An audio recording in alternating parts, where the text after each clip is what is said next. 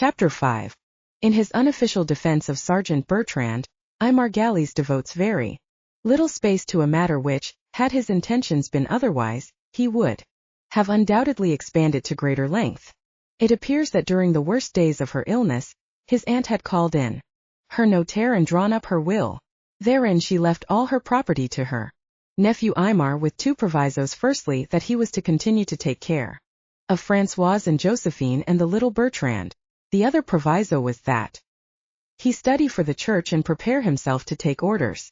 The scene of the reading of the will is easy to reconstruct. Madame Didier's notary was Le Pelletier, a man as yet unknown but soon destined to make himself widely hated and loved.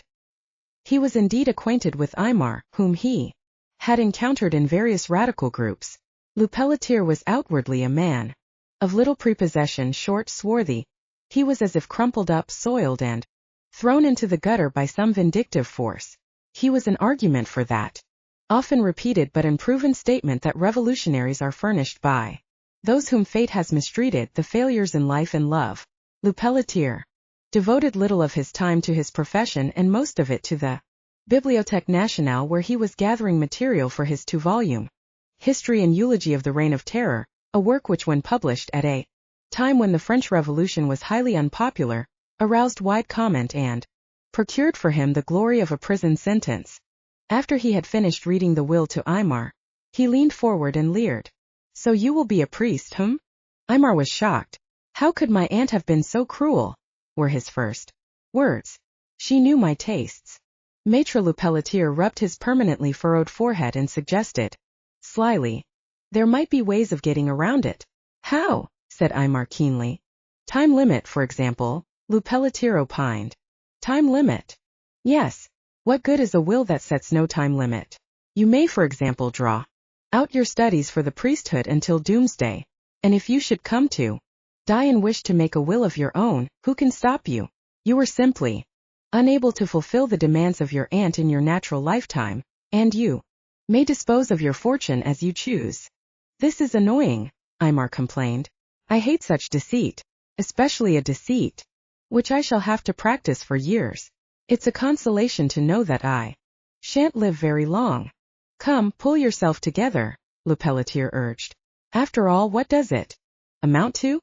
You'll soon forget all about it. The only thing you cannot do is marry. But even for that there might be a way, and that might be the best course at that. You simply declare that you cannot follow the provisions of your aunt's will, and thereupon you inherit as next of kin with no will to saddle you." Aymar was thinking what his friends who knew his former violent pronouncements against clericalism would say when they discovered that he had joined the clergy. He wouldn't be there then, but he would carry the shame to his dying day. "You don't have me to thank that the will isn't worse than it is," said Le Pelletier. "True to my profession, I warned your aunt that it was useless to make out a will that specified no forfeiture for violation of its provisions. She refused to consider the possibility that you might not care to follow her last wishes. He will do what I want him to do," she asserted. "The whole thing was most irregular and charming. You are really free to do as you please." Le Pelletier's words stung Aymar as if they had been meant as reproaches. With the funeral still vivid in his mind, he found his eyes wet with tears at the thought that his good aunt had been unwilling to provide for any punishment. But how could he, who was turning more and more to the uncompromising radicalism of Blanqui, force himself into a seminary? It was unthinkable. No, not so unthinkable at that. He recollected that but recently, as he was reading an article by Blanqui in which the latter attacked the mysticism promulgated by the clergy, claiming that they did so only in order to maintain the lower classes the better in subjection to their masters, he had been annoyed. "You don't know everything," he had exclaimed and flung the paper away. "You don't know everything? Why, that phrase was the beginning and the end of mysticism. What do you think of religion?" he asked Le Pelletier. "Moi? Je m'en fous pas mal," was Le Pelletier's coarse appreciation of that branch of the humanities. "I mean," said Aymar, "what, for example, do you think of an afterlife?" Le Pelletier smiled wryly. "That old question? I didn't think people ever brought that up nowadays." "Then you think it's settled?" "Look here," said Le Pelletier. "Here's my watch." He drew forth his timepiece. If I wind it, it marks time. It exists. It is alive. If the spring breaks, it stops. It no longer marks the hour. It is dead. Time doesn't exist for it. Same with you when your mainspring is gone. And nothing after that? Said Aymar. Nothing, and lucky for us that that's so, Le Pelletier declared. Imagine being able to mark the passage of time while you lie in your coffin for thousands of years. Wouldn't be funny that, would it? I hadn't thought of it that way, Aymar said softly. His mind was filled with the image of his aunt as she lay in her coffin, pale, faintly smiling. Virginal. Was she marking time? Counting second after second? You have allowed your grief to get the better of you, the notary said. Sympathetically. Aymar sighed. Do you believe, he asked, that a dog can sense when death is approaching one of the inmates of the house, and that he will then bay? Lugubriously. Le Pelletier looked up suspiciously. Me, I'm a believer in science. I have nothing to do with superstitions. I'm a positivist with Kant. But, Aymar objected, might not science discover that dogs are capable of sensing the near demise of some person who is close to them? What are you driving at, anyhow? Aymar hesitated. Here he was talking as his aunt used to talk, while the role of the skeptic which had formerly been his was played by Le Pelletier. Frankly, he said at last, something of the sort happened here at my aunt's death and has left me shuddering still. Nerves, just nerves, said Le Pelletier with confidence. Everyone has moments when he can no longer see clearly. Grief blinds one. You will get over it. And as a matter of fact, Aymar did get over it. Summer came and Josephine, Françoise and the baby went out to Madame Didier's property. Aymar was to follow. Just as soon as he could dispose of the apartment in the city. He did not think it necessary to keep it up. The women could stay on the farm where Guillaumin the métier made living cheap with his lush garden and his basse cour overflowing with hens and pigs, rabbits and sheep. As for himself, Aymar might provide himself with an inexpensive pied-à-terre somewhere in the town, but he would spend most of his time in the country too. He could not make up his mind whether to obey his aunt or to forget her wishes. Either way he envisaged a path of pain. In truth, life no longer held any possibility of pleasure. He could not bring himself to labor for the oppressed or to fight the administration of the little Napoleon who was dusting off the throne of France, at times a prey to the fear of death, at other moments longing for the peace of the grave, which in the moral world is the universal solvent as water is in the physical world. Thus he tossed about on his bed of painful indecision. Could he really study for the church? What would his life then be like? He had the courage one day during a sudden shower to step into a nearby church. When his eyes had become accustomed to the darkness, he examined with a certain curiosity the altars with their crosses and statues, the candles flickering in dozens of dark red glasses. A priest came walking down the aisle. With sudden resolve, Aymar approached him. Mon père, he said in a low voice, may I speak to you for a while? Do you wish to confess? The priest asked briskly, ready to retire into a nearby booth. No, just a few questions I'd like to ask. Certainly. Aymar was for a moment at a loss how to begin. Then he asked, do you enjoy your work? Pardon me, I know it is a bold question and you need not answer it if you are not so inclined. The priest laughed with a deep rugged voice. Altogether he was a healthy, robust fellow, most likable and certainly not in the least wan, pale or monastical. A joie de vivre emanated from his sturdy body, visibly sturdy. Despite his soutane, his eyes, his mouth showed lines eager to gather into smiles. They talked. The priest explained his work. He had a rather cold, factual way of looking at things. He explained how he liked to perform mass and went into details about various differences. He spoke of his literary ambitions. He wanted to write about the Bollandists and their vast labors interrupted by the Revolution. Did Monsieur know about the astronomical work of the Jesuits in China? Their remarkable architectural constructions? In this day when the church was being attacked so savagely, it was good to remember what science and art owed to the church, and greater glories were to come. He meant to be there to share them. His eagerness was infectious. Aymar too wanted to be there. It will be the church that will someday lead man out of this economic muddle, he asserted. You will see. Rome disappointed everywhere by Unfaithful dynasties will put its strength behind socialism. Then you will see a new era dawn for man. In succeeding interviews, Aymar became more and more friendly with the priest, and more willing to become a part of this vast organization whose history was greater than that of any country. One day he said, "I want to become a priest. What shall I do first?" The priest shook his head. "Not you," Aymar said. "It is true. Hitherto I have been hostile, but you have explained much to me." Still the priest shook his head. "You think," said Aymar, "that my resolution will not last? Perhaps you are right. And still I mean to prepare myself for ordination. In fact, I must." "You don't understand," the priest said softly. "You limp. You cannot celebrate Mass while physically defective." Aymar recalled having heard that long before, but still he was stricken. Suddenly he wanted badly to become a priest, now that the possibility had been snatched from him. He explained to the priest how, at first annoyed by his aunt's last wish, he had gradually grown more anxious to fulfill it. "Wait a moment," the priest said. He left and returned with a magazine. He found the advertisement he was looking for. Pierre-Paul Scambidi, advocate, 165 Rue Saint-Honoré au Premier. Correspondence Bureau for all the dicastery offices at Rome. "Go see this man," he said. "Look, see this list of things he does. Procures authorization to bless rosaries, crosses, medals with the indulgences of street. Bridget secures permission for a bald priest to wear a wig when saying Mass, for a priest to invest his personal fortune for profit, etc., etc. And here, dispensation for missing left eye for ordination. It will cost you. Heavy business with Rome always does, but you may secure what you want." "Why, that's ridiculous," cried Aymar. "Shameful." "Well," said the priest and shrugged his shoulders, "some priests here have objected to. But Rome is big and complicated. Costs you money here too. No matter what you may want in the courts of justice. Think of the lawyer who has studied to know all the numerous offices at Rome and the secretaries and the paper and ink and whatnot. I guess St. Peter didn't dream of this. But then, life is ever becoming more complicated. The simple splits doubles itself, quadruples itself, becomes a maze." Aymar could not take the news so matter-of-factly.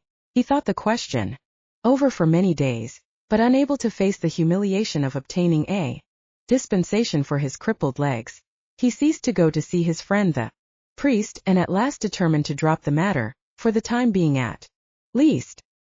He had had many bitter pills to swallow in his life, and more than ever recently. What was this world, anyhow, that delighted in mocking man for his ignorance? Was there mystery to it, or was it all plain? Why was he a cripple now, and so many of his comrades at the barricade still alive and healthy, untouched by a single bullet? Why did his aunt wish him to be a priest, while the church rejected him?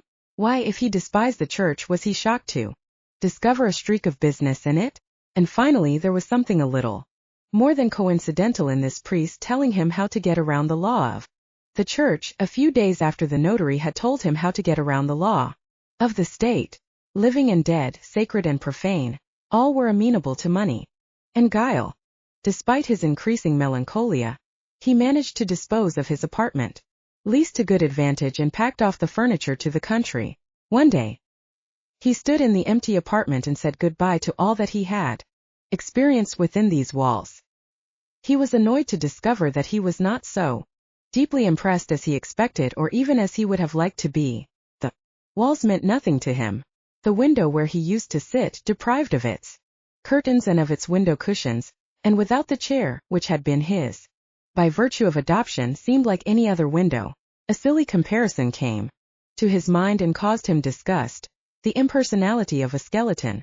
His aunt too would lose the habiliments of her flesh and would be like that window, meaningless to him. What happened to bodies when they died? Doctors must know, he cogitated, with all those gruesome autopsies they have to perform. The afterlife? Was that the afterlife? As he ruminated on in this dismal fashion, his eye caught with a start a brass object, half hidden behind one wing of the door. It had apparently escaped the eyes of the packers only at the last moment, for the ticket on it showed that it had not been entirely overlooked.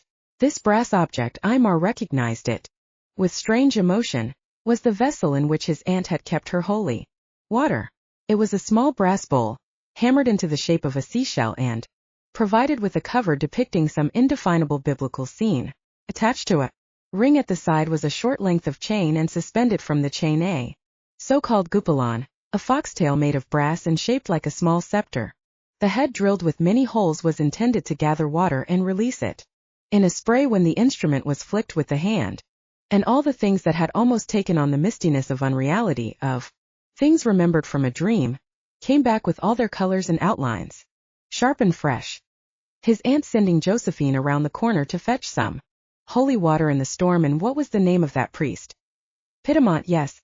And Mayor Cardex, and the woman coming out of that room with her pail full of bloodied water, and that terrible night when the baby had howled and his aunt had died. The apartment that a moment ago had seemed to contain no meaning was now replete with memories. They seemed to peel off the silk-covered walls, they swirled around him. In the gathering twilight the shadows took on life, stepped out threateningly from their corners, reached at him from behind so that he turned around suddenly with a distinct feeling that someone was behind him. He grappled with a hostile atmosphere that surrounded him with menaces. There came the echo of distant baying, growing louder, reverberating through the empty halls, filling his ears. Stricken with horror, he dashed out as fast as he could, down 2 flights of stairs to the hall, and out of the hall into the street where his fiacre was waiting for him with his bags packed for travel. His chest was filled with a wild cry for help which he did not dare utter. One more step and he would be in the safety of his cab. Instead, he found himself rolling over and over on the curb and grappling with an adversary. It was Maître Lepelletier, the stunted, sallow notary, who rose with his mouth full of dust and curses. Then he recognized his assailant. "You, Galliez?" and extended a brown, bony hand to help him up. "What the deuce has come over you? Are you gone quite mad?" "I have only a few minutes to catch a train," said Galliez, breathless, brushing dust from his clothes. "Come with me." "No thanks. Sorry, but I've business elsewhere." "You'd better hurry and not miss your train." "Well then, 1,000 pardons, friend."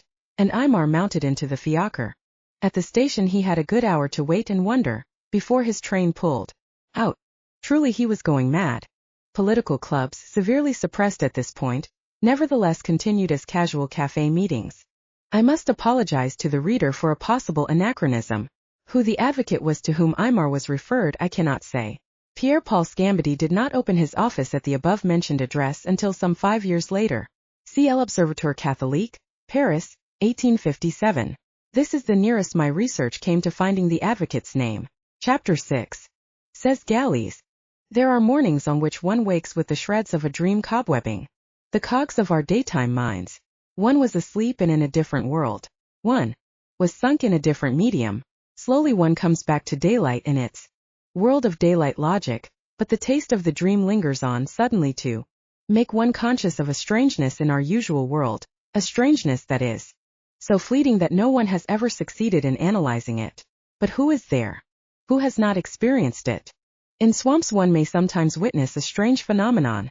The dark, silent water that seems too thick and oily to be disturbed by the breeze appears in sudden agitation. The surface rises as if a body were in labor below, and out of the commotion comes an old waterlogged trunk that for years had lain at the bottom of the tarn, and now that it has risen to the surface, will slowly sink again to the bottom. On the ocean once a few sailors were privileged to witness a similar event. A spar was seen protruding from the water. Before the eyes of the astonished mariners on a passing bark, the spar rose higher, revealed itself to be the top of a mast. A crossbar hanging awry now made its appearance with shreds of rigging clinging to it. Another followed with a bit of sail hanging in wet tatters. A lesser mast had risen, and now the deck itself came up, first the high bow of an old-fashioned design ornamented with an angel, with the water cataracting from it as it cleft the surface of the sea, and the whole ship rose and floated for a while on the waves, water pouring from every crevice.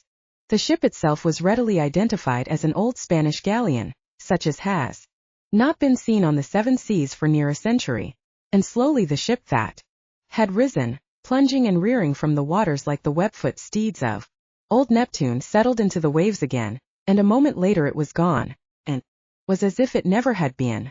Many of the sailors on the bark doubted their very eyes, and one, stricken with a nameless fear, groveled on the teakwood deck.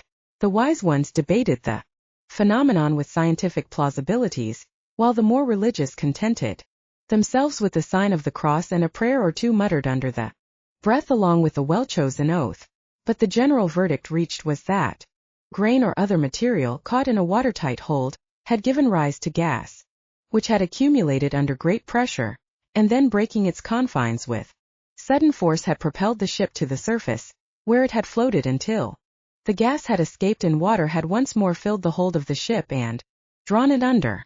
There are such ships, there are such logs in the swamps of our minds, and they rise to the surface of our thoughts for a moment, only to sink again. There are such ships sunk in the wastes of our lives. The years have washed over them. They are forgotten. And yet they rise, ghosts of a past that is ended. They float before us for a while to our own great astonishment, then they settle down again and are as if they never existed. Thus writes Aymar Galliez in his minority defense of Sergeant Bertrand.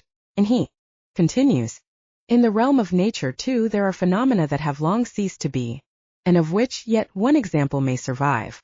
In the interior of Africa some great monster of the past may still roam the forests. A mammoth may be wandering now over the frozen wastes of our Arctic regions, last lonesome representative of his great race. A dinosaur in South America, a glyptodon in some unexplored area of the earth. That enormous bowl of water that covers nearly all our globe may conceal animals undreamed of. Who would have the temerity to deny at least the possibility? In this terrible age of disbelief and gullibility, people will swallow any tale of monsters of the past, but unless we find the bones of a centaur, no one will credit that myth. What have the scientists done but replace dragons, mermen and sphinxes with a new line of beasts? The people found the transposition easy.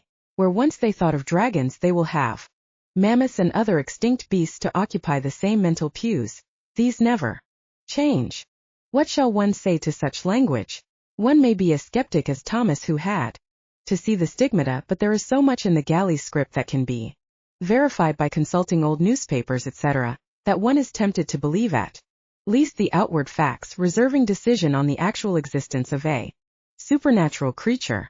While the following chapter relies almost exclusively on Galliez' affirmations, there are other episodes which can be reconstructed in entirety from documents and records. If you go to the little village of Mont Darcy on the Yonne, you may perhaps still hear tales of great wolf hunts. The old inhabitants will outdo each other in the hair-raising details with which they decorate their reports. Some of these details will conflict. That is inevitable, and must not be taken to mean that the whole story is an invention of country gullibles who found the winters too long, and started the wolf hunt merely to amuse their leisure hours and give their imaginations fall play. There is a good central core of the tale which must be accepted. Bramond, the guard Champetre, was the first to come upon traces of the wolf. He had found 2 recently dropped lambs dead, lying by the side of the forest trail. The animals' throats were severed and the blood had evidently been lapped up, for the ground showed few stains, or else the killing had been done elsewhere and the bodies dragged to this remote and lonely spot overhung with bushes. One of the bodies had been dismembered, the other was otherwise untouched.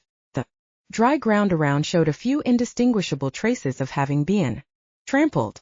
The last wolf sighted in this region had been slain over 20 years ago, so that the appearance of a wolf in this quarter of the department was considered unusual, to say the least. Bramond, stuffing his pipe, frowning and grunting with the effort of ratiocination, came to the plausible conclusion that the perpetrator of these misdeeds was a shepherd dog who had taken a taste for mutton, and at once he concluded that the felon was none other than César, the big shepherd dog owned by Vauboy, for Vauboy not only underfed his help, he actually starved himself. Serves him right, he thought. But a slight grain of sand remained in that ointment. It might be a wolf after all. Now if only he were as clever as those Indian trackers of whom his son read to him every night, then he would not be in doubt for a moment. He would pick up a hare and identify it at once. He would find a trace of claws and say that this or that animal was responsible. He would, in fact, reconstruct the whole scene. He would know from the state of the dead animals how long they had been thus, at what precise hour they had met their death and whether here or elsewhere. And he would conclude, "Now, friends, I invite you to a proof of the correctness of my observations and deductions. If I am right, the animal will appear on the third night from today, 2 hours after moonrise at this very spot." Old Bramand enjoyed his triumph the while he could, and then prepared to enjoy the distribution of a real piece of news, in a land always hungry for a good story. And the first person he came across was Vauboy's shepherd, Crotez. They exchanged greetings and sat down on a rock to smoke together for a while. Then Bramand said, "Missing any lambs?"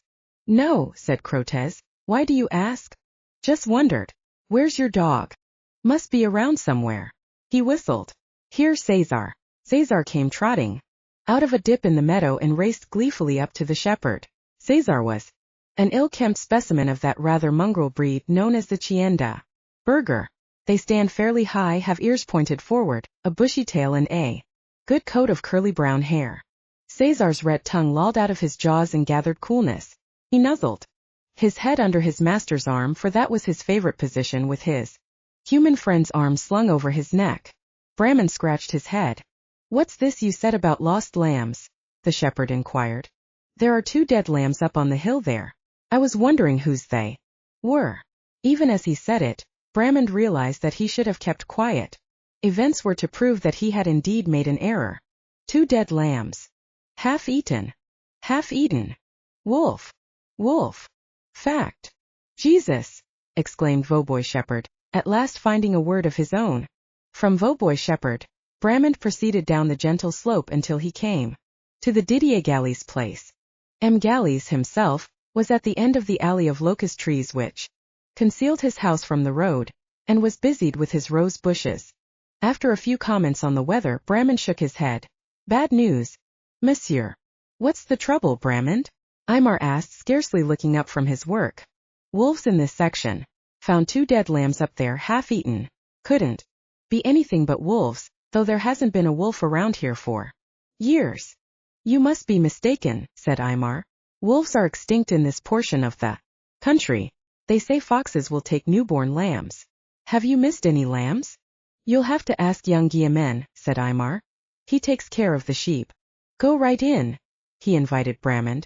Bramand walked down the alley and went around to the back of the house. Josephine and Françoise were spreading linen out to bleach on the grass. Young Bertrand, now about 9 years old, was wrestling with his big St. Bernard dog. None of the Guillemins were around. Bramand made his inquiries but could secure no information. Neither of the women had heard of any lost lambs. M. Galliez thinks it might be a fox. He says they sometimes will steal newly dropped lambs. "A fox it might very well be," said Françoise. "We've missed a lot of chickens and ducks this last month. Young Guillemin has set traps but can't get the thief. I must get my boy to fix you up a trap. He makes good ones." Bramand turned to Bertrand. "And you? How about some hunting again?" He chuckled. "Did he tell you how our last hunting trip turned out? He shot a squirrel and nearly fainted. You've got to learn to shoulder a gun if you want to be a man." Françoise laughed. But Josephine said, "He's too delicate. And he won't eat. He looks robust enough to me. What's the matter with him?" "He's always been in good health," said Josephine, "and I never had any trouble with him until this summer. I don't know what to make of it." "A touch of the heat," suggested Bramand. "He's a bit upset, but they grow out of it." Bertrand, meanwhile, the object of this conversation, appeared oblivious to everything but the dog whom he was teasing. Bramand excused himself and hastened on with his news. So far he had not met with the appreciation he had expected. The next person whom he met was the mayor of the village, an important wine grower and dealer of the section. "Monsieur le Maire, I have a piece of bad news. I think that—" "Yes," said the mayor. "You're precisely the man I'm looking for. Vauboy shepherd just reported to me that he had found 2 lambs half eaten and 2, judged by the remains, evidently attacked by a large pack of wolves." "Monsieur Bramand, you don't seem to be on the job." "Wolves?" Bramand stuttered. "Yes, wolves. Where are you loafing these days that a pack of wolves can come into our village and steal lambs right from under our noses? Why? And when our citizens cry for help, no one can find Bramand." "But Vauboy has been looking for you everywhere. But Monsieur le Maire, it is I who. Not another word. We shall overlook it this time. Now get on the job and have those wolves dead within 24 hours and delivered at the mairie. Oui, monsieur, only I was about to say that. No, not a minute more than 24 hours. And with that the mayor betook his majestic personage away, leaving Bramman thunderstruck and furious in the roadway. I knew I shouldn't have said anything to that dolt of a shepherd. The thief. How could he play a scurvy trick like that? And even as he was standing there cursing the shepherd, up comes Llewellyn, shouting, Bramman, mon vieux, where have you been? Have you heard the news? Everybody is looking for you. There are packs of wolves terrorizing the neighborhood. It's worth as much as your life to take the forest road. Shut up, thundered Bramman. Well, that at least is Bramman's version of how the wolf was discovered. Vauboy shepherd Crotez, of course, had another tale to tell, and since the whole village, with the exception of the people on the Galliez estate, had heard the exciting story from the shepherd, no one could be found to believe Bramman, no matter how often he explained. Why, Crotez brought the bodies here to the mairie, I saw. That only shows that he didn't have any sense. The proper thing to do was not to disturb them but wait for the wolves to return. But I told him myself, he said to another.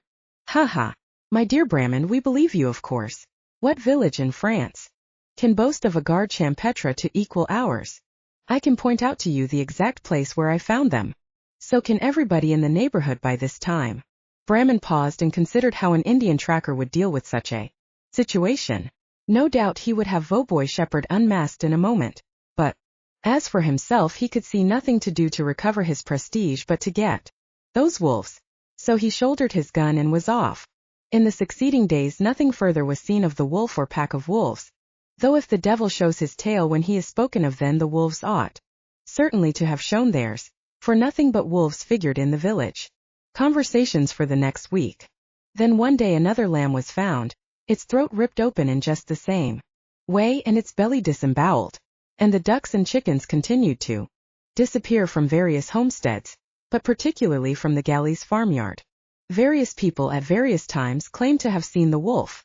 They were believed by some but by most discredited. Toward autumn an incident occurred that brought the wolf mystery nearer home. Little Pernette, coming home toward twilight from her uncle, who was sick, saw as she came to the hedge of Vauboy buckwheat field, a huge dog near as big as a calf. It came leaping at her. She screamed and ran. The heavy body of the animal cast itself at her and threw her down. Then she lost consciousness. When she awoke it was quite dark. The full moon, dull red, stood above the horizon. Whimpering and trembling, she raced home and told her tale.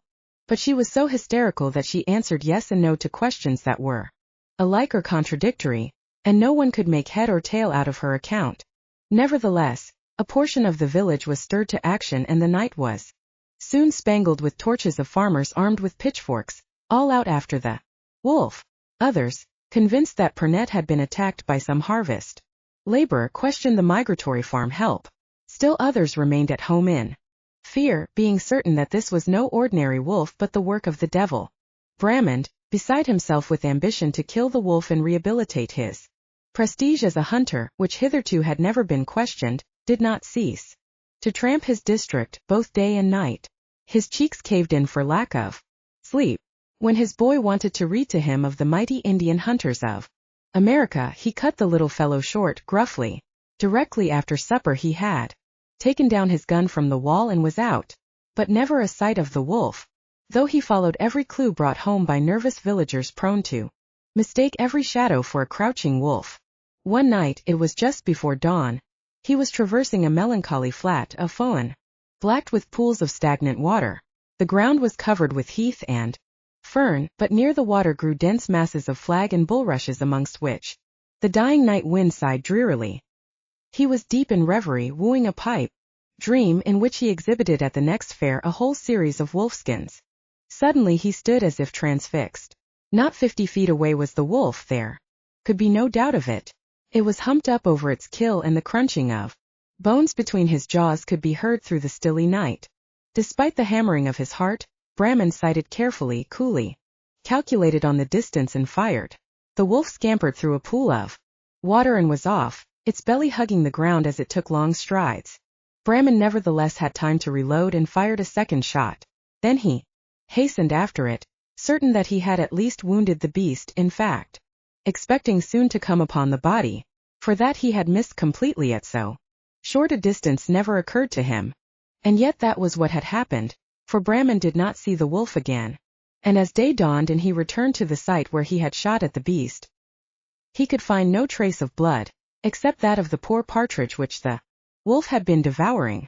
He took the mutilated bird home and puzzled over the bit of fluff, the crushed feathers clotted with blood. And as he thought and sighed, an idea struck him and he pounded the table with his fist. "Wife," he cried, "a piece of wax." "What are you up to now?" she asked. "Quick now," he shouted. "Rome wasn't built in a day," was her retort. "Come now," he said, "and stop talking. Ever since the day you persuaded me to marry you, your tongue hasn't stopped wagging." She brought him a piece of wax and stood watching him carve a small portion into the shape of a bullet, modeling it carefully after one he had taken from his own stock of cartridges. And her tongue wagged on. "I met that Josephine, I beg your pardon, Madame Caillet, this morning. What a high and mighty lady she has turned out to be. Who would think that she was the same Josephine who was glad to kiss your feet for a piece of bread? What are you making anyhow?" And she told me that Bertrand was giving her a lot of trouble. He had no appetite and she wondered whether she ought to send him away to school. Of course he would have to go away eventually since he was to study medicine, but meanwhile perhaps he could continue to go to the village school. Well, I told her a thing or two. The village school was good enough for her and she never even succeeded in winning a single prize book. She was that dumb. The nerve of her. "Will you kindly inform me what you are making that for? Are you just trying to mystify me?" "Well, they can't pull the wool over my eyes. What do you suppose? Do you mean to say she married this Caillet man, whoever he was, the day she got to Paris? How else did she bring home a baby 6 months old? And since when are married servants retained along with their children? And why should her boy be going to study medicine? Where is all the money coming from?" "From M. Galliez, of course," said Bramman. "And stop leaning over my shoulder. I can't work. God only knows what you're doing anyhow." "Well, of course M. Galliez is handing over the money. Did you think I didn't know that? And if you think I don't know, why, you're mistaken too. I'll bet anything that Josephine hasn't got both legs in one stocking." "Stop your twaddle. You women always have things figured out. You men are as stupid as geese. You fall for anything. And why do you think M.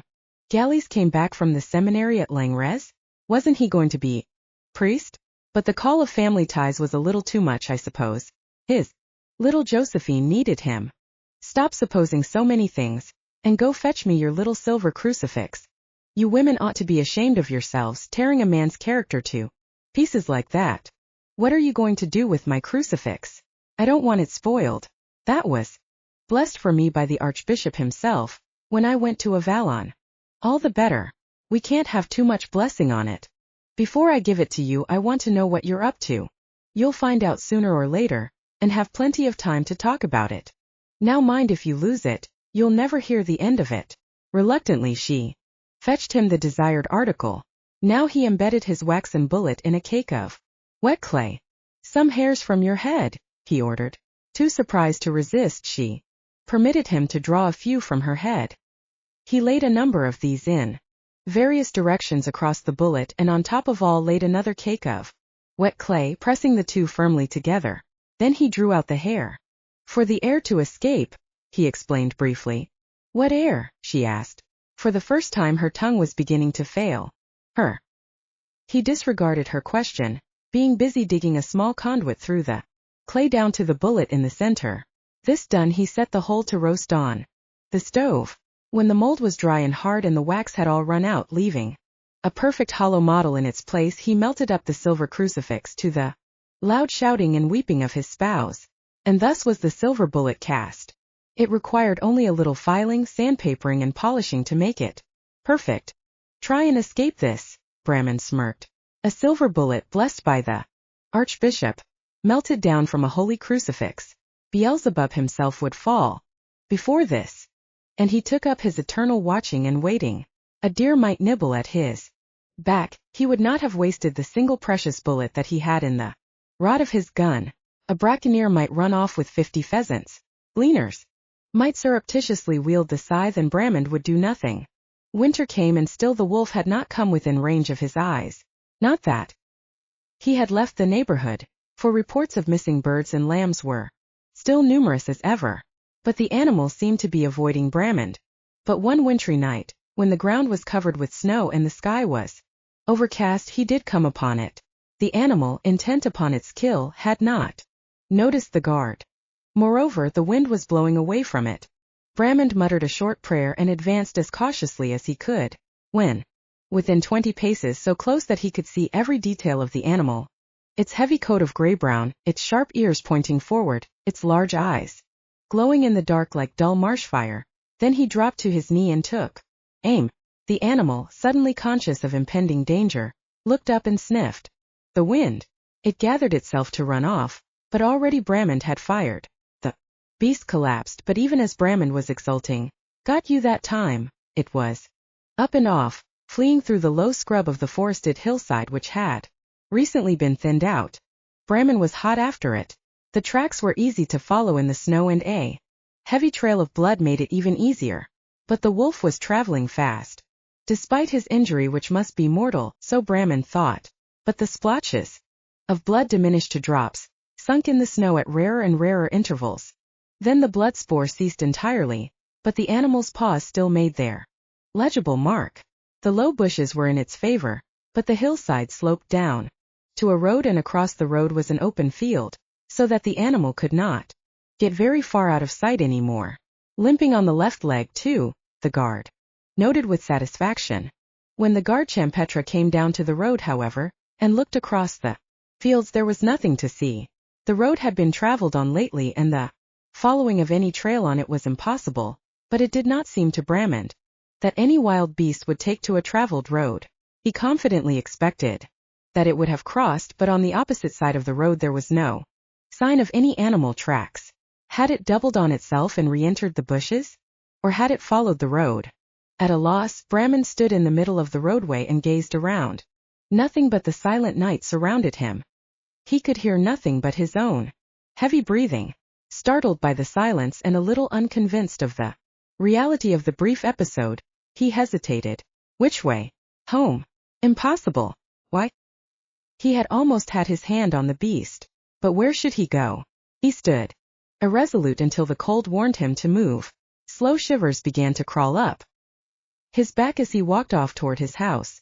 He kept looking over his shoulder. It seemed to him as he walked that soft padded feet were being placed directly into his own footsteps as soon as his feet rose from the ground.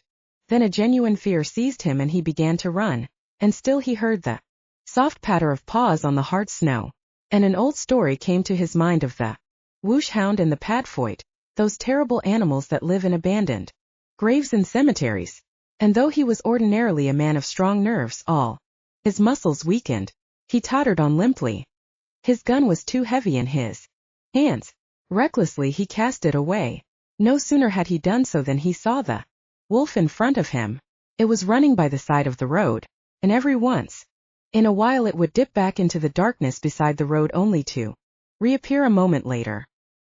He cursed himself for the fool and coward that he was, gathered his last reserve of strength and ran back for his gun which was lying on the road where he had thrown it. He picked it up and raced back. Where was that wolf now? Gone. No, there it was. Up went his gun and bang!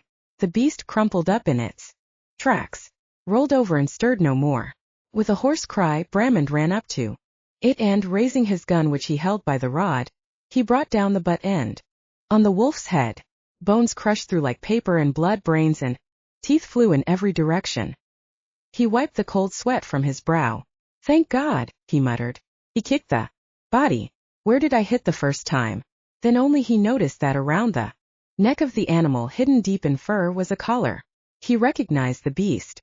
They found him the next morning lying beside the body of César. Bramand lay severely ill for 2 weeks. Then he began to recover.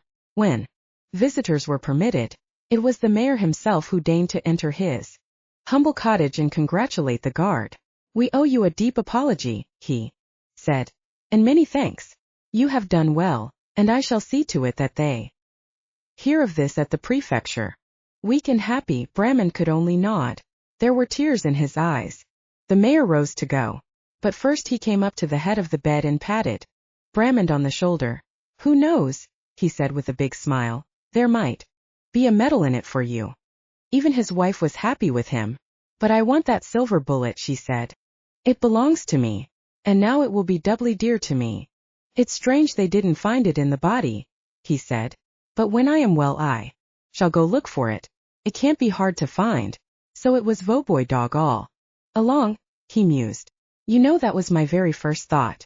No sign of any wolf since I killed César. None, she confirmed. Not even a chick. Chapter 7. That then was the great wolf hunt of Mont Darcy, which lasted a little over 6 months and made every citizen a detective and a hero, at any rate after the culprit had been discovered. Josephine, for one, was very glad when one morning it was reported to her that the wolf had been slain by Bramand and it was nothing but Vauboy dog César. This wolf hunt, she said, was getting just a little bit too much. Bertrand has been complaining that he dreams about it every night. She hastened to Bertrand's room and cried, Up, lazybones! The wolf has been killed and you've no more nightmares to fear. Bertrand turned a flushed face toward his mother. I don't want to get up. Mama, I don't feel well. And my leg hurts so badly that I can't move it. What's this? What's this now? You've always got some excuse to lie in bed. Declare, I don't know what's become of the good Bertrand I used to have. He used to be so well behaved. Ate everything that was set before him with never a question and went to sleep nicely and woke up feeling fine. Come now, child. Let me see your leg that hurts and then we'll get out and take a brisk walk to the village. It's a fine cold day. She pulled the covers away from him while he moaned. It's that one, and motioned to his left limb. Oh my, she shouted. The leg did indeed look bad.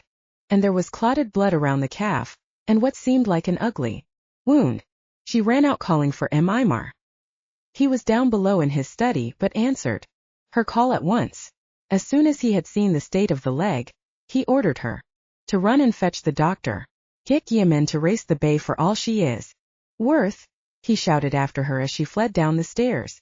Françoise mumbling, Oh mon Dieu, quel malheur, busied herself fetching warm water and linen to wash the wound. Aymar undertook the latter task himself. The wound was a deep hole, as if that was Aymar's first thought. The lad had fallen on a pitchfork. Have you been jumping from the hayloft in the barn? He queried. Said Bertrand. That hurts. No, I wasn't jumping in the barn. There was a smaller wound on the other side of the calf near the shin bone, and this only confirmed Aymar's first impression, for when he washed that area he noticed that there was something hard just flush to the skin. My heavens, he said to himself, there's a piece of the pitchfork embedded in the flesh. He pushed down on the skin with his thumbs to squeeze the object out. Sure enough, he said as a shiny point appeared out of the opening of the skin. It's the point of a tine. Despite Bertrand's howls he squeezed harder until he found that his nails could get a purchase on the metal and drag it out. At the moment, fortunately, Françoise happened to be out. She had gone to fetch more water and linen rags. This was indeed fortunate, for Aymar would not have known what to say had she been there when he took out what he thought was the point from the tine of a pitchfork and discovered that it was a bullet, Bramand's silver bullet, of which the whole village had been informed. To Bertrand, who was still moaning out loud and had not been watching him, he said nothing. He put the bullet in a pocket of his waistcoat and waited for the doctor. The latter, when he came, found the wound clean and the prognosis for a rapid recovery good. The pitchfork, he said, fortunately only penetrated the heavy muscle of the calf, and didn't touch the bones. He'll be quits with a week in bed, provided no further trouble sets in, which I think unlikely. When the doctor had gone, Aymar sent Josephine and Françoise out of the room, and questioned Bertrand severely. You must tell me everything, Bertrand. Don't conceal a thing. Where were you last night? Why, here in bed. Then how did you get hurt? I don't know, Uncle Aymar. Come, Bertrand. You don't get wounds like this lying in bed. But if I tell you, Uncle. Bertrand, said Aymar, look me in the eyes. Look. And so saying he caught hold of the lad's hand to reassure him. I shan't punish you, I only want to know the truth. He had felt that hand before, and it had meant little to him. But now he was thrilled to the bottom of his spine. There was a distinct growth of fine hair on the palm. He recalled suddenly it was 10 years ago how his aunt Madame Didier had spoken to him with awe in her voice of the hair on the baby's palm. For a moment he could still hear in his ears that terrible bang the night Madame Didier had died. It was many years ago, and in the meantime so much had happened. He had gone to Langres to study for the priesthood. At the last moment he had had doubts as to the strength of his vocation and had not taken orders. Meanwhile Bertrand had grown up, and with never a sign of the horrible fate that was to strike him according to Madame Didier. Now across 10 years was that fate about to overtake the lad? Look in my eyes and tell me that you were in bed all night. Uncle, said Bertrand, why should I have gotten out of bed? I slept here all night. I know, because I woke up once during the night and I had had a very bad dream and I was covered with sweat, and I felt very ill and I wanted to call Mama, but then I fell asleep again. What did you dream of? I don't recall very well, but it was like every other night. I have had dreams almost every night now. I know your mother has told me. Look, Bertrand, tell me. You do not like to have nightmares, do you? Of course not. Now maybe I can help you, but you will have to be very honest with me. Since when have you been having these dreams? I can tell you that because I know very well what started it. I went hunting with old Brahmin last summer and he showed me how to shoot. And then he pointed out a squirrel to me and said, see if you can get him. And I pulled the trigger and the squirrel squeaked and dropped. And Brahmin said, well, if you haven't got beginner's luck, how did you do that? But I was so sick at heart at the thought of having killed the little thing that I picked it up and wept. And then I kissed it and begged it to forgive me. I hadn't wanted to kill it. It was so pretty and fluffy and warm that it broke my heart. And as I kissed it again and again, I tasted something warm flowing from it. And it burned my tongue like pepper, only it wasn't bitter but sweet, only not sweet like sugar. I can't tell you how it tasted, but I liked it so much that I kissed it once more and some more, only it was not because I wanted to kiss it, but because I wanted to taste its blood, and I didn't want Brahmin to know what I was doing. And I am telling you everything just as it happened because I know that I did wrong. Well, yes. Well, and ever since then I dream at night that I am drinking blood and it scares me to death. And sometimes I think I am a wolf like in the picture book and I am killing a partridge or a lamb as it shows there. And sometimes I dream that I am the wolf Brahmin is looking for.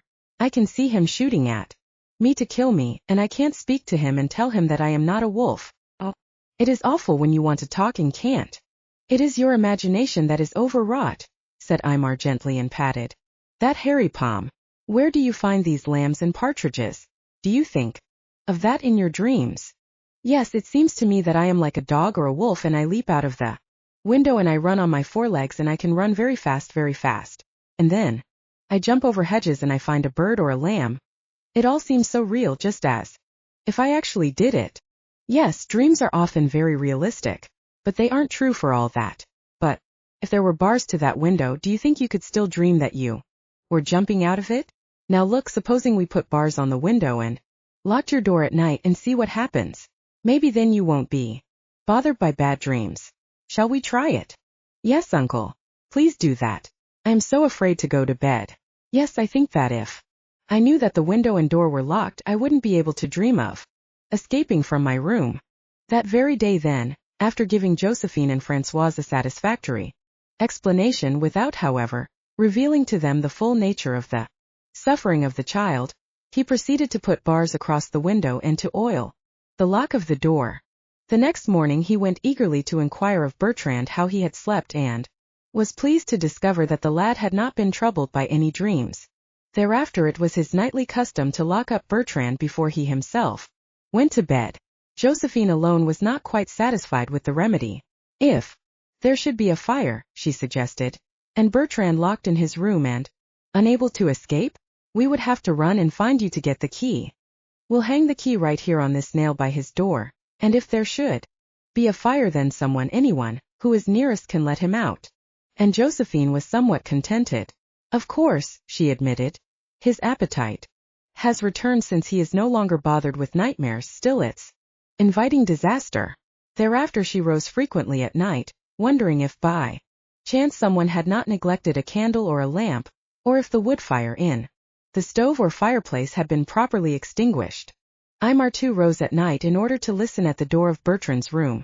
There were queer sounds to be heard there at times, when the house was very quiet, that complete quietness that a house has only when the hour is late and every inmate is asleep, that complete quiet during which one can hear the beams in the walls lazily stretching themselves as if tired from long days of work, that dense quiet in which the furniture comes to life and begins to crack, speaking in its way of the years it has sat patiently in its corner. In such complete quietness then he could hear Bertrand breathing, drawing one slow breath after another, as a child does in its peaceful sleep. But then the breathing would become hurried, faster, faster, until it was no longer a breathing but a panting. Sometimes then, but more rarely, there would follow the sharp and unmistakable noise of claws striking against the wood of the floor. Then there would be a sniffling and a snorting at the crack under the door, and the claws would strike across once or twice. Silence would follow, broken perhaps by a low whine or another snort, and gradually the panting would cease. Bertrand's slow regular breathing was audible again. There can be no doubt of it now, Aymar muttered, and sighing heavily, quitted his eavesdropping. But this assurance never lasted. At once he would begin to have doubts again. If only I could actually see him, he thought. But it was hard enough to hear him. Infinite precautions must be taken to get within 3 feet of the door. He smells me, thought Aymar. Occasionally he would try running up to the door and entering hastily. Sometimes, even as his hand caught the knob, there would be the sound of a commotion inside, and when the door swung open there was Bertrand rolling in bed and moaning as if in the throes of a nightmare. He complained to his mother, and Josephine in turn to Aymar. You must stop waking him up that way so suddenly, Josephine insisted. He tells me you give him bad dreams. Why do you do it? He excused himself awkwardly. I just want to make sure of things before I retire. Downstairs in his study, Aymar had gathered together what material he could find on werewolves. Strange malady, that of lycanthropy. All over the world, wherever man has dwelt, people have believed in it. From Ceylon to Iceland and from Iceland to Ceylon, all the old races have tales to tell of it. From the berserker bearskins of Scandinavia, the hyena men of Africa, the wer bison of North American Indians, the cat women of Constantinople, who eat rice with a hairpin, knowing that they will fill their bellies at the banquet of ghouls in the cemetery, to the tiger men of India, the dread superstition is known and credited as truth. Aymar read of the terrible outbreaks of werewolfism in France during the year 1598, when the disease seemed to become epidemic and whole families were stricken. In the house of a tailor at Chalons, barrels of human bones were found. His trial before the Parliament was so gruesome that the documents and records were ordered burnt at the stake with the criminal. That same year, however, another man tried on the same charge had his sentence of death commuted to imprisonment in the Hospital Saint-Germain-des-Prés, Ouan accustom de mettre les fols. That very year too the whole Gondilin family was convicted and executed. By the hundreds are the cases counted in France, England and Germany, to mention only 3 countries. An old pamphlet bears the title, A Most True Discourse, declaring the damnable life and death of one Stube Peter, a high Germain German, born a sorcerer who in the likeness of a wolf committed many murders 25 years together, and for the same was executed. In the city of Bedburn near Colion, Cologne, the 31 of Marquet 1590. Published at London by Edward Venge. In all these dreadful cases the criminals, aware of their misdeeds, were willing to confess how they changed into wolves and ran through the forest and fields seeking prey of all kind. When late at night Aymar would turn away from his reading, his head buzzing, he would find himself saying, "Impossible! Ridiculous!" Then he would take out of a secret little drawer in his desk the silver bullet and contemplate it. Then he would review in his mind all the strange events that he had witnessed since the thunderstorm that sent poor Josephine into the arms of Father Piedmont. And still unconvinced, he would go upstairs and listen at Bertrand's door. If he heard nothing but Bertrand's regular breathing, he would retire to his bed in a skeptical frame of mind. If, however, he heard a strange low whining and the striking of claws on the floor, he would cross himself rapidly, and hurry downstairs again, unable to find sleep that night. Could it be that these gory tales of medieval days were not mere delusions? Were there phenomena in the realm of nature, phenomena that perished like animals that became extinct? Could it be that a curious concatenation of causes, a rare and strange plexus of events, to be encountered only once in centuries, might produce a monstrous exception to the ordinary course of nature? In the Galliez script, Aymar writes, "There are elemental spirits all about us, the souls of beasts that have died, or of more horrible beasts that have never lived. When the body of a man weakens, the soul of that man begins to detach itself from the tentacles of flesh and prepares itself to fly off the instant the body dies. And around a dying man a circle of beastly souls peer and wait. They would like to have that beautiful body for a house, that body of man which is the highest creation ever to have come from God's sculpturing hands. Man, the body with the erect spine before which the horizontal spines of the animal world must grovel. It is to guard against the invasion of roaming souls that bodies stiffen in rigor mortis at once after death. Then the souls that enter man's husk find only a stiff shell left. Nevertheless, it happens occasionally that the soul of a beast gains entrance into a man's body while he yet lives. Then the two souls war with each other. The soul of this man may depart completely and leave only that of the beast behind, and that explains how there are men in this world who are only monsters in disguise, playing for a moment at being men, the kings of creation, just as a servant plays with his master's clothes. Of werewolves, Galliez continues, there are two kinds. There are first those that have two bodies and only one soul. These two bodies exist independently, the one in the forest, the other in the home, and they share one soul. The man then only dreams of his wolf life. Lying abed, he thinks himself abroad, roaming great pine woods in a distant country, slinking by on soft padded paws, or yelling in a pack at the flying hoofs of 3 horses, dragging a sleigh in a gallop across a snowy plain. And in the same manner, the wolf, satiated with his kill and drowsing in his den, dreams a strange dream. He is a man clad in garments and is walking about busy in the affairs of the city. And there are, in the second place, werewolves that have but one body, in which the soul of man and of beast are at war. Then whatever weakens the human soul, either sin or darkness, solitude or cold, brings the wolf to the fore. And whatever weakens the beastly soul, either virtue or daylight, warmth or the companionship of man, raises up the human soul. For it is known that the wolf shrinks from that which invites the man. These great truths are now forgotten, because in former days these monsters were so ruthlessly hunted down and expunged that we now enjoy a comparative immunity and freedom from such dangers. But it behooves us to watch sharply, lest the race of mankind go into eclipse before the rise of a race of beasts, and the civilization of man go down before the anarchy of wolves or of lions, or of some yet unformed monster. It behooves us to recall the procedure of the Middle Ages, when the inhuman rivals of man were almost completely extinguished by the cruel but necessary use of fire. For a number of weeks after the finding of the bullet, Aymar actually considered the advisability of destroying Bertrand with fire. How? Take him into the woods and there burn him at one of the old charcoal huts, now abandoned? That was risky. Set fire to the house then? Why not? Burn the building and have Bertrand perish as if by accident in the flames. One night, as he was turning over the matter for the 1000th time, he came to a determination.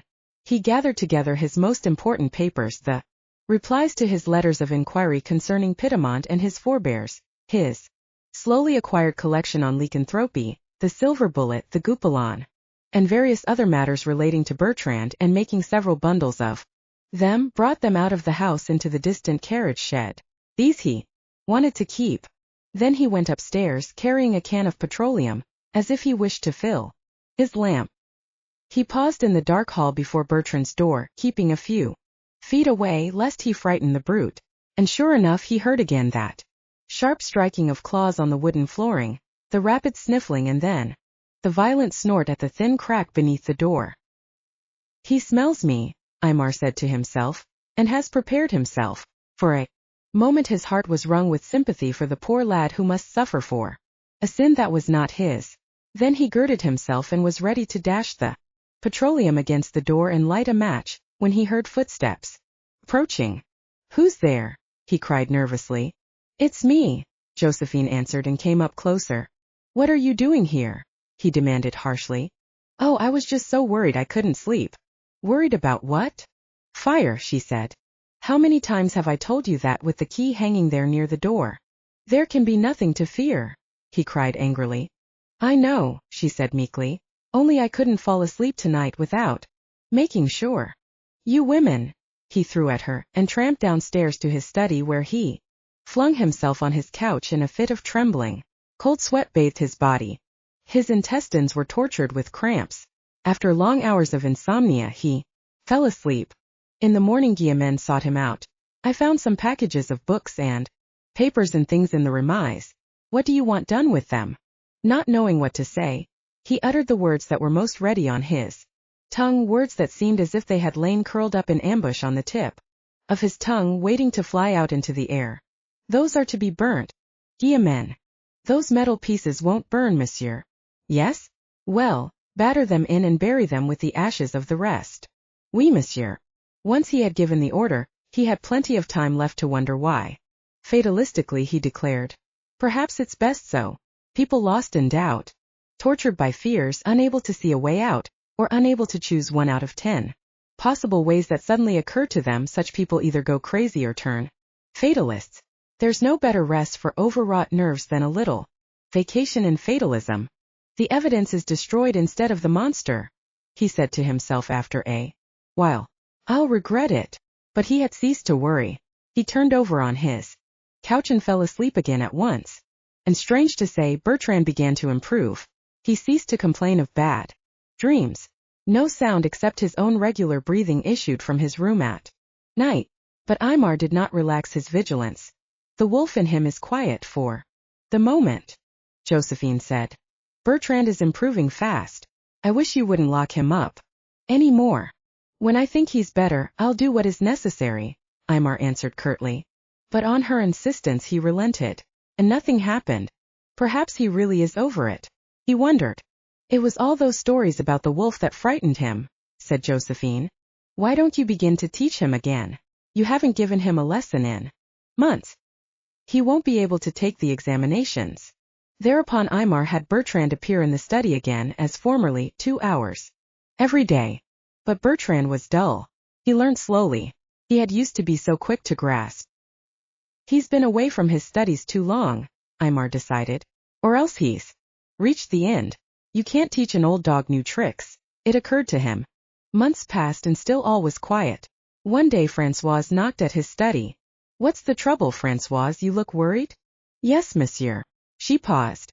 I think, monsieur, she said suddenly and rapidly, you ought to lock Bertrand's door again. Aymar gaped. What did Françoise know? Has he had bad dreams again? You and I, monsieur, needn't speak of bad dreams. I'm not Josephine, whose mother love blinds her. I can put 2 and 2 together as well as you. She brushed the gray hair from her forehead. What do you know? He demanded. I've heard that people can keep tiger cubs and make pets of them, but when they reach a certain age you have to put them in a cage. What do you know? He repeated wearily. I know, she insisted. Haven't I watched him grow since childhood?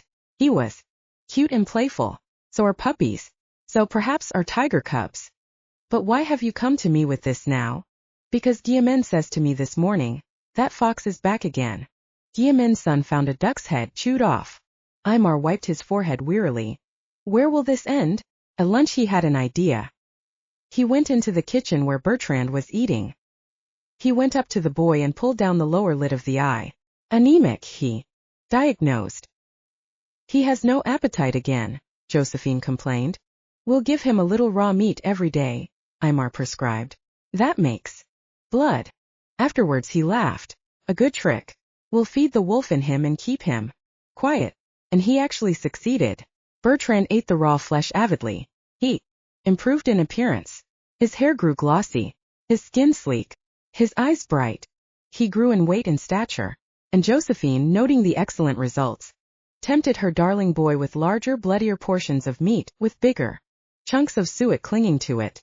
In his lessons too he grew better, and it was delightful to see how he played in the courtyard. He would tire out the dog with running. When he played hares and hounds with the village boys he was always the last to be caught if caught at all. And when he was at an ice-by, no one could remain hidden from him. As a whole, the village suspected nothing of Bertrand's peculiar condition. Brahman's wife did indeed smell something a little mysterious in that house, but she ascribed it to an affair between Josephine and Aymar. She allowed her tongue to play with the notion that Bertrand was secretly Aymar's child, but much of her maliciousness in this was due to the fact, as her husband now and then took occasion to point out, that she was jealous of Josephine's son, who was destined to study medicine, a career she wished to provide for her own son, Jacques, but which seemed an unlikely possibility in view of the number of the children in the Brahmin family, 5, and the narrow resources of the family income, limited to Brahman's salary as garde champêtre. But she came back to it so insistently that she got what she wanted. Not it is true all at once but step by step. First she was allowed to send Jacques to the local school. That was as much as Brahman would give in to. Then she was allowed to let him try to enter a lycée. And when he passed the entrance examination, well, he might have a year of it but no more. And so on until years had passed and Jacques was ready to take his baccalaureate, and after the summer he would be off to Paris to study medicine. Bertrand was to take the examination for the baccalaureate at the same time. He had studied at home with Aymar, whom he called his uncle, and he did not expect to do as well as his friend, for though he was bright, he was frequently ill, especially in winter. In February, then he would get dull at his lessons and be troubled at night with horrible dreams. He was ashamed of this, his only weakness, and to his curious friends he would say no more than that he suffered of migraines. He himself was curious about those strange dreams in which he would yearn to race on all fours through a forest, up hill and down dale. His uncle quieted him. It's nothing. Occasionally boys will have that. You'll get over it. Then he asked Bertrand, what do your boyfriends say? They don't say anything. I don't tell them much. I see. Well, perhaps it's best you said nothing. The spring baccalaureate examinations were held at Auxerre. Jacques and Bertrand went off together to take them. It was a matter of 3 days. Aymar had at first proposed to go along with Bertrand, whom, despite all these years of comparative quiet, he hated to trust out of his sight. But Françoise had said, if he's to go to Paris alone later, let him go alone now. It will be a test. That seemed wise and was so arranged. After all, he had been pretty good these last 6 years, thanks no doubt to Aymar's trick of feeding him copious amounts of raw meat. Arrived at Auxerre, Jacques and Bertrand put up at a little inn which was crowded with boys all there for the same purpose. The first 2 days there was quiet in the inn. Nothing could be heard but the turning of pages and the drone of many boys reciting to themselves, preparing for the daily hours of severe examinations. But on the 3rd day, with only one more easy test in the offing, the tension relaxed. Voices rose to shrieks, there were shouts of laughter. 2 boys started to pummel each other in the courtyard. And when the 3rd test was happily in the limbo of the past, pandemonium broke loose. The boys raged through the town where the citizens, wise from long experience, had closed their shops. The cafes handed out only their worst china and were prepared to charge for broken ware as if it came from Sèvres. In the evening, slightly drunk, one young man with whom Jacques and Bertrand had become friendly proposed that they go to a house he knew of. Jacques was willing, for in the freer life of the poorer section of his village he had not remained totally pure. But Bertrand was shocked. No, he couldn't go. Jacques taunted him. Afraid? The other fellow said, Garçon, a glass of warm milk for my baby. Bertrand said seriously, no, it isn't that. I'm not feeling well. I didn't sleep well last night. Who did? None of us could sleep. And then I think my migraine is coming on again. As a matter of fact, he did feel that strange congestion and tension that he associated with a delirious night. Jacques slapped him on the back. Here's your cure. This is what you've been needing all along. Un petite femme. The other chap began to recite some naughty verses, which being obscure in meaning were all the more piquant. Marque un biquil avate. Fade in for chiti de manière. Tu à la fois el trouvate. Lolititi la boutonnière. D'une indulgence plénière. Il crête devoir s'y munir. Turat pour elle obtenir. Contre le casse au Saint-Père. Ta secria vierge mère. Qu'influenci body. Ve mon fils baise prospère. Gaudiant bin a naughty. Well, goodbye, Bertrand, said Jacques. Don't forget your muffler or you'll catch cold. Gaudiant bin a naughty. The taunt was a little too much. He rose and said stiffly, I'm coming with you. Thereupon the two caught hold of him by either arm and went walking down the street singing together. Bertrand allowed himself to be infected by their reckless gaiety. He lifted up his voice and sang louder than his friends. The house to which they proceeded was on a quiet by-street. A small but portly woman opened the door and, greeting the boys rather coolly, showed them the way into a tiny parlor.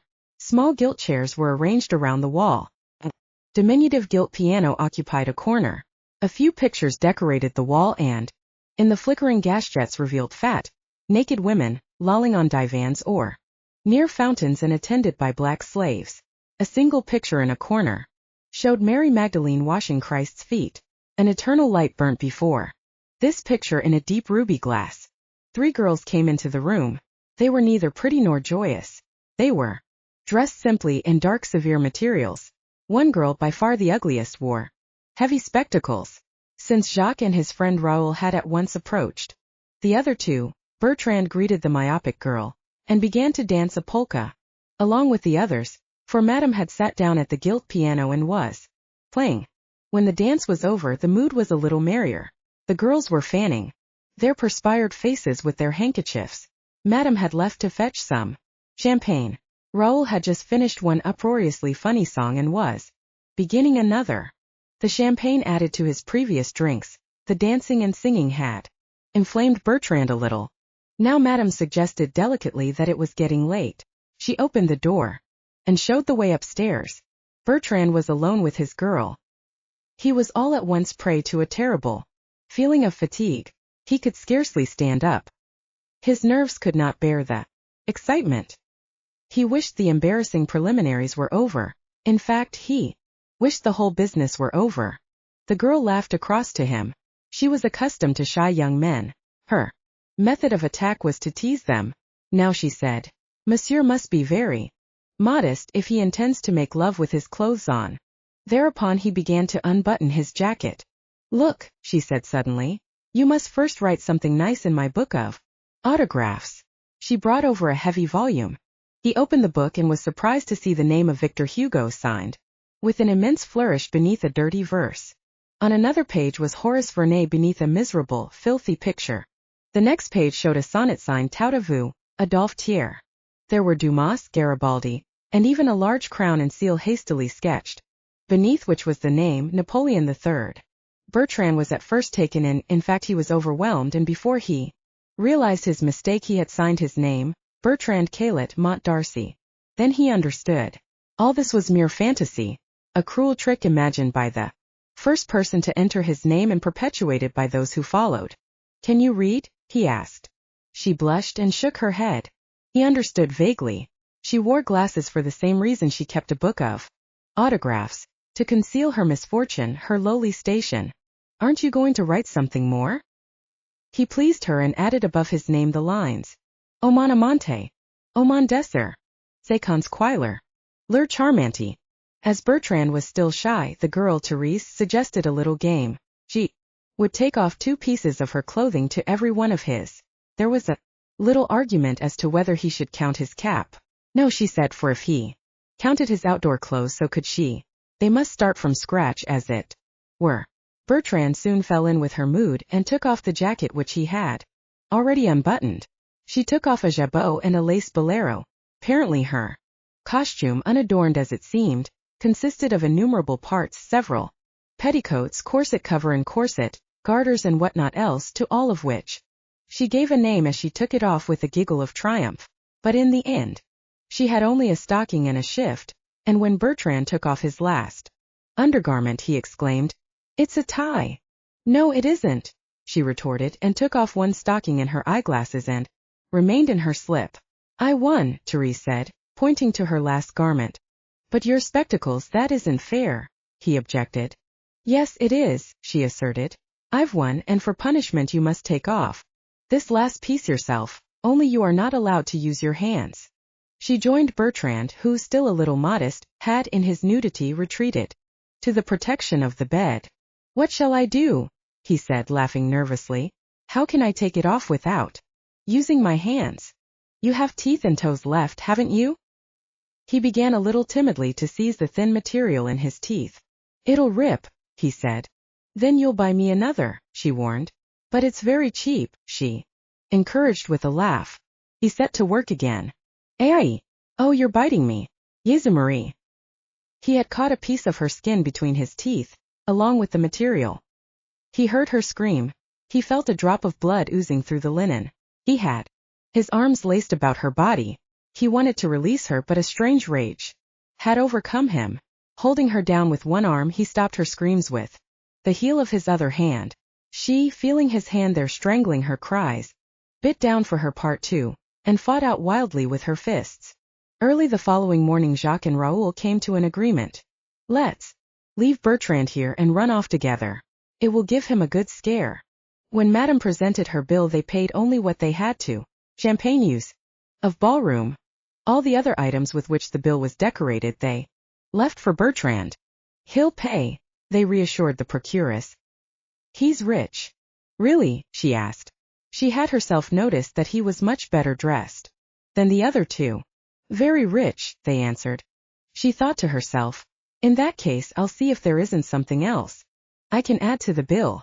And filled with her plan, she bade her customers good bye and retired to write out a new and fancier bill. Local business wasn't any too good. The visiting traffic must therefore be made to bear all it could stand. Jacques and Raoul returned to their inn, packed their books and waited for Bertrand. But Bertrand did not show himself. Let's go back and see what happened to him, Jacques suggested. But their return to normal life had brought on a feeling of shame for their escapade. Neither of them cared to return to that house in broad daylight. Meanwhile the landlord wanted his inn cleared. I'll have to charge for another day if the gentlemen are going to stay any longer. Raoul, whistling a merry tune, decided to wash his hands of the whole matter, and departed for his home, feeling that something was amiss and he'd better be out of it as soon as possible, for if it came to the ears of his parents he was done for. As for Jacques, he too had become uneasy. To the bravado of the previous night had succeeded qualms of conscience. Well, the landlord interrupted Jacques' thoughts, you'd better take out your friend's belongings too, unless he's holding the room. No, I'll take them, Jacques decided, and I'll leave a note for my friend if he should come. Thinking thus to have solved the matter, Jacques made a bundle of his roommate's books, wrote out a brief note telling Bertrand that he had all the books and had gone on home, and thereupon set out. Back in the village, he waited nervously for news of Bertrand. When he heard that Bertrand was sick at home, his trepidation increased. Now the whole thing is bound to come out, he thought. But nothing happened. He ventured to ask his mother, what's the matter with Bertrand? Oh, she said harshly, who can ever say what's going on in that house? I hear that old Galliez beat the poor lad to within an inch of his life. Shame on the old roué, for that's all he is. He made no answer. He knew his mother's attitude to the Galliez establishment, and content to know his own skin still safe, he impatiently awaited his approaching departure to a distant farm where he was to work during the summer. He would be back about the middle of August and leave again at once for Paris to attend the medical school there. Though the war started that summer, that did not alter his mother's plans. She could not imagine anything sufficiently important to delay her sole ambition. Where fools are ordinarily housed,